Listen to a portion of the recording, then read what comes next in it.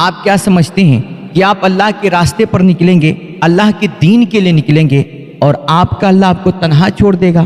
میرے بھائی، میں خدا کی قسم کھا کے کہتا ہوں نا، آپ صرف اللہ کے دین کی حفاظت اور اس کے اشاعت کے لیے کمر باندھ لیجئے، گارنٹی سے میں کہہ رہا ہوں نا، آپ کا اللہ آپ کو کبھی ضائع نہیں فرمائے گا۔ اللہ آپ کے لیے راستے کھولے گا، وہ آپ کے لیے زمین ہموار کرے گا۔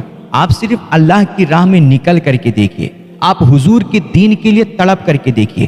زندگی میں کبھی آپ کے ایک وقت کبھی فاقہ ہو گیا نا، آپ میرا گریبان آ کر کے پکڑ لینا۔ میرے بھائی، جو اللہ کے دین کے لیے آگے بڑھتا ہے نا، اللہ کے دین کے لیے نکلتا ہے، میرا اللہ کا وعدہ ہے، ان تنصر اللہ ینصرکم ویثبت اقدامکم، کہ جو اللہ کی مدد کرتا ہے، اللہ کے دین کی مدد کرتا ہے، اللہ کے دین کی حفاظت، صیانت اور اس کی اشاعت کا ذمہ لیتا ہے، جو حضور کی شریعت کو اور آپ کے لائے ہوئے دین کو کائنات کے چپے چپے میں عام کرنے اور آپ کی سنتوں کو پھیلانے کا جذبہ رکھتا ہے، دل میں تڑپ رکھتا ہے، اور جو اللہ کے بندوں کو اللہ سے جوڑنے کی کوششیں کرتا ہے، جو اللہ کی مدد کرتا ہے، پھر اللہ بھی اس بندے کی مدد فرمایا کرتا ہے۔ پھر وہ جس طرف بھی رخ کرتا ہے نا، کائنات اس کی ہو جایا کرتی ہے۔ وہ جس میدان میں اترتا ہے، جس فیلڈ میں قدم رکھتا ہے، یثبت اقدامکم، اللہ اس کے قدم اس فیلڈ میں جما دیتا ہے، ہر میدان اس بندے کا ہو جایا کرتا ہے۔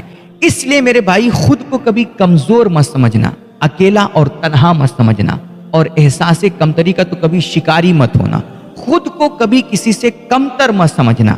یار، ہمارے آپ کی عزت اور فخر کے لیے اس سے بڑی بات اور کیا چاہیے یار، کہ اللہ رب العزت نے ہمیں انبیاء کا وارث بنایا ہے۔ اللہ نے ہمیں حضور خاتم الانبیاء کی مسند عطا فرمائی ہے، ہمیں حضور کی جانشینی عطا فرمائی ہے۔ یار، اس سے بڑا منصب اور اس سے بڑا عہدہ جہان میں اور کیا ہو سکتا ہے؟ بس صرف ہمیں اپنے آپ کو سمجھنے کی ضرورت ہے، اپنا مقام، اپنا اسٹیٹس، اور پھر اس اعتبار سے ہمیں تیار ہونے اور کام کرنے کی ضرورت ہے۔